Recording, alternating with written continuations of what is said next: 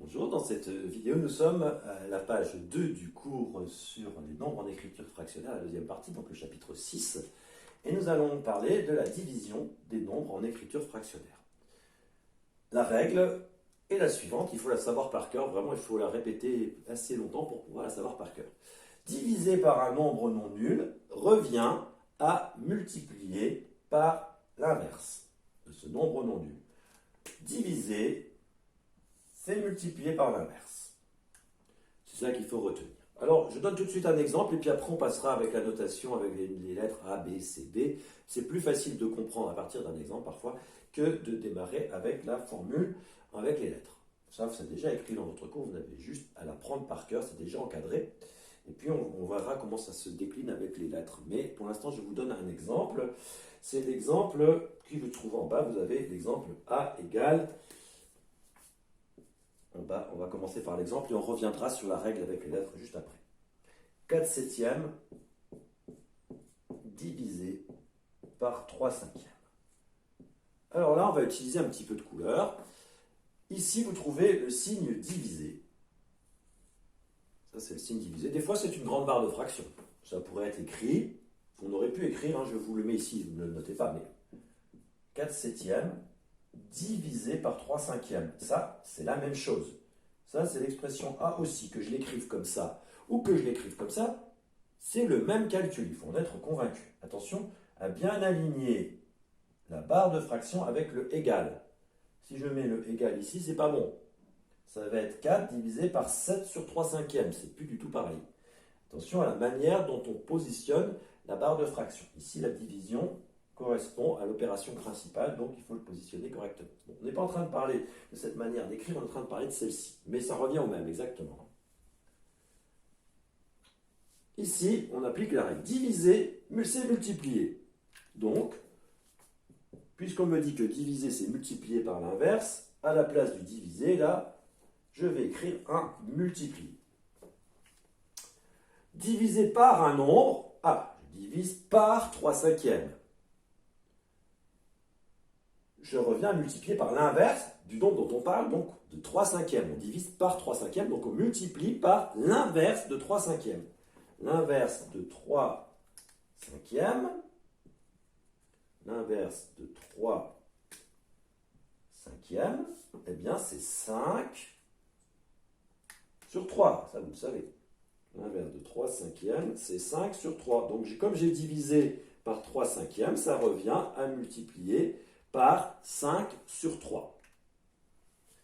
Alors, le reste, je le recopie tel quel. Le 4 septièmes, lui, n'est pas concerné. Je ne suis pas en train de diviser par 4 septièmes, je suis en train de diviser par 3 cinquièmes. Donc, je multiplie par l'inverse de 3 cinquièmes, donc par 5 tiers. Je n'oublie pas de marquer la barre de fraction également. Voilà. Quand vous voulez écrire correctement, parce que je sais qu'il y a des élèves qui ont un petit peu de mal à suivre. Donc, à suivre des consignes de rédaction précises. Le égal en face de la barre de fraction, le 2 points de part et d'autre, le égal ici, la barre de fraction au niveau du signe égal. Ici, on aligne bien également le égal de la barre de fraction, le fois aligné avec la barre de fraction, et on raligne avec le égal. Il n'y a pas le égal est en haut ou en bas, il est au niveau de la barre de fraction. Attention d'être propre, parce que sinon c'est source d'erreur. Arrivé là, on arrive à une multiplication. Donc j'ai remplacé ce nombre-là par son inverse. Diviser, c'est multiplier par l'inverse. C'est ce qui est marqué ici. Voilà. Et maintenant, multiplier, on connaît la règle puisqu'on l'a fait dans le paragraphe précédent. Multiplier deux fractions, c'est ce qu'il y a de plus simple à faire. On multiplie en haut, on multiplie en bas. Mais avant de multiplier, on se pose la question, est-ce qu'il y a des simplifications? 4 avec 7, non. 4 avec 3 non plus, 5 avec 7 non plus, 5 avec 3 non plus. Donc je peux multiplier en haut 4 fois 5 et en bas 7 fois 3. Donc 20 sur 21. La preuve qu'on ne pouvait pas simplifier, 20 et 21 sont deux nombres qui se suivent, et je vais expliquer quand on a le quotient de deux nombres qui se suivent, cette fraction, la 20 et 21, ça se suit, ce ne sera jamais simplifiable. Si j'avais eu 2000 sur 2001, ça ne s'implifiait pas non plus. Voilà, donc ça c'est un exemple. Donc le rappel, c'est que quand on a une division, on va la transformer en une multiplication, mais pas une multiplication du même nombre, mais de son inverse. Première fraction ne bouge pas, c'est que la deuxième qui est retournée.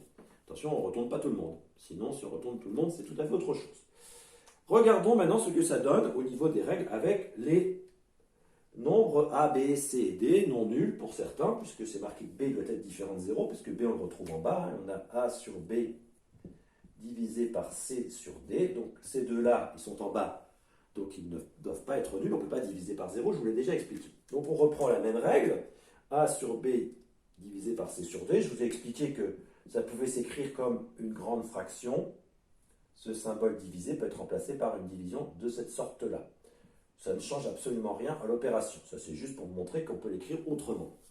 Par contre, là où ça change, pour l'instant, ça, c'est la même chose que ça. C'est juste la façon d'écrire la division qui est différente. Par contre, là où ça change, c'est que ce divisé, ou encore celui-ci, c'est la même chose, va être remplacé par une multiplication. Diviser, c'est multiplier. Donc, je remplace cette division, ou celle-ci, c'est la même, par une multiplication par l'inverse du nombre qui est ici. C sur D. On retrouve ici aussi d'ailleurs. C sur D. C'est le même. C'est une autre façon d'écrire. Ce n'est pas un autre calcul, c'est le même calcul mais écrit autrement.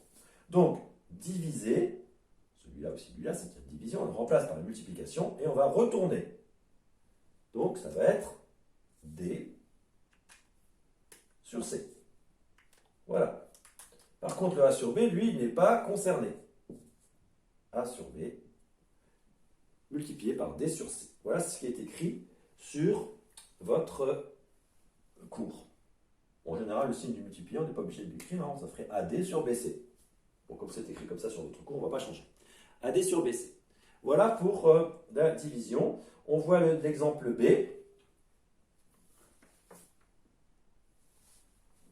Dans cet exemple B, on va avoir une petite nouveauté, c'est qu'il y a des signes négatifs. Pas de problème. Nous avons vu que diviser, c'était multiplier. Donc les règles de la division, ce sont les mêmes que la règle de la multiplication.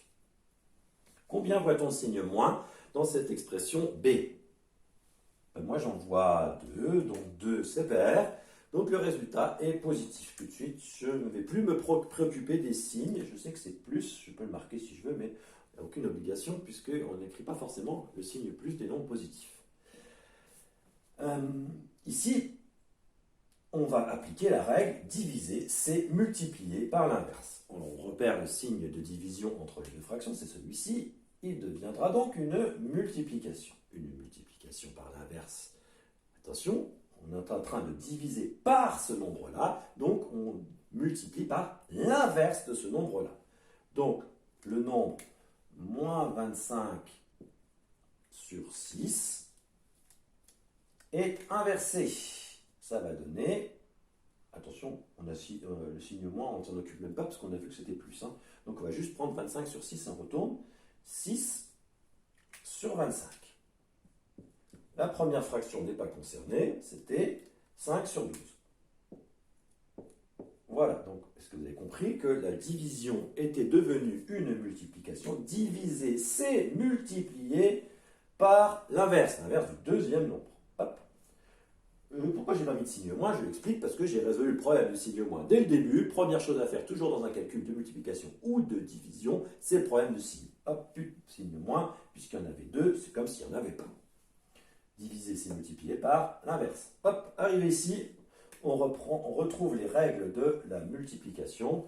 Quand on multiplie deux fractions, ce qu'on a vu dans une partie précédente, on multiplie les numérateurs ensemble, 5 fois 6, et les dénominateurs ensemble, 12 fois 25.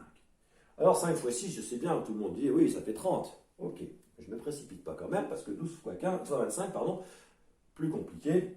Je ne sais pas forcément faire ça tout de suite de tête, quoique c'est pas très compliqué quand même. Mais on revient aux bonnes habitudes. Première chose, le signe. Deuxième chose, la simplification avant d'effectuer le produit. Est-ce que 5 se simplifierait avec 12 ? Non, 12 n'est pas dans la table de 5, il ne se termine ni par 0 ni par 5. Est-ce que 5 et 25 seraient dans la même table de multiplication, la table de 5 ? Mais bien sûr, 25 c'est 5 fois 5. Et oui, je vais donc faire apparaître à la place de 25, 5 fois 5, ce qui me permettra de simplifier avec ce 5 qui est là. Le 5 qui est là et le 25 qui est là, hop, il y aura une simplification, c'était fait exprès. Maintenant, je regarde le 6. Le 6, peut-il se simplifier avec le 12? Mais bien sûr. 6, et là, 6 fois 2. Tout le monde voit bien que le 12, remplacé par 6 fois 2. Du coup, le 6 qui est là et le 6 qui est là disparaissent. J'espère que vous avez suivi. Quand tout disparaît, ça fait... Non, non, non, non, non. La mauvaise idée, c'est d'écrire il n'y a plus rien. C'est... Non. On est dans une division. 5 divisé par 5, ça fait pas 0, ça fait 1. 6 divisé par 6, ça fait pas 0, ça fait 1. Donc, il reste 1 sur 2 fois 5, 10. Attention, ce n'est pas une soustraction. Ce n'est pas 5 moins 5 que j'ai fait, c'est 5 divisé par 5. 5 moins 5, ça ferait 0. Mais là, quand j'ai barré les 5, j'ai fait 5 divisé par 5, ça fait 1 et non pas 0. Donc, c'est bien 1 qui reste, et c'est 1 sur 10. Et là, forcément, toutes les fractions qu'on pour numérateur 1 ne sont pas simplifiables. Donc, 1 sur 10, c'est fini. Passons à la deuxième division. Dans cette division, il faut reconnaître que ce symbole divisé qu'on avait là correspond tout à fait à celui-là. La division est écrite cette fois-ci sous la forme d'une grande fraction. Alors faites bien attention à l'endroit où est placée cette fraction. Si le égal est placé là, la barre principale de fraction c'est celle-ci. Si le égal était là-haut, si on avait marqué C égale 18 sur 5 sur 6, 1, la division principale aurait été celle-ci. Attention, regardez l'alignement de la fraction avec le égal. Ça c'est la division principale que l'on transforme, on l'a vu, en une multiplication. Diviser, c'est multiplier par l'inverse. Je suis en train de diviser par quoi? Je suis en train de diviser 18 sur 5 par 6 sur 15. Donc c'est 6 sur 15 qui va passer à l'inverse. Le 18 sur 5, il n'est pas concerné. On n'est pas en train de diviser par 18 sur 5, on est en train de diviser par 6 sur 15. Donc c'est celui-ci qui va être retourné. 15 sur 6. On aligne le égal, le signe de fraction, le fois le signe de fraction. On égale aussi ici. Je peux effacer celui-là parce que ça prend trop de place. Ici, règle de signe, pas besoin, puisque c'est des nombres positifs, on n'a pas besoin de s'occuper de la règle de signe. Je multiplie en haut 18 par 15 et en bas par 5 par 6. 18 par 15, je ne vais pas me précipiter. Vous savez toujours que la deuxième chose à faire, ce n'est surtout pas de se précipiter à faire une multiplication, c'est de penser simplification tout de suite. 18. Non, c'est pas la table de 5, ça ne marche pas. 18 avec la table de 6. Oh oui, parfait. 18, 6, oui. Il faut se souvenir que 18, c'est 6 fois 3. Donc celui-là, c'est 6 fois 3. Ça tombe bien, je vais pouvoir le simplifier avec le 6 qui est là. Ça disparaît. Le 5, je vais le garder. Par contre, le 15, je le connais. Je connais mes tables de multiplication. Je sais que le 15 va bien avec le 5. C'est 5 fois 3. Que reste-t-il? Il reste 3 fois 3. Ça fait 9. Et en bas, que reste-t-il? Il ne reste rien. Et quand il ne reste rien, ça veut dire qu'il reste 1. Donc je pourrais écrire 9 sur 1, mais 9 sur 1, c'est 9. Donc ici, on tombe sur un nombre entier. Vous voyez, on avait l'impression d'un énorme calcul. Et finalement, on tombe sur le nombre 9, qui est un nombre entier très connu. Donc aucune difficulté avec ça. Donc on s'arrête ici. Je vous invite à faire les exercices qui sont proposés ici, comme il était marqué ici. Donc nous sommes en haut de la page 3, là pour l'instant, et nous reprendrons tout à l'heure avec le calcul d'expression en respectant les règles de priorité.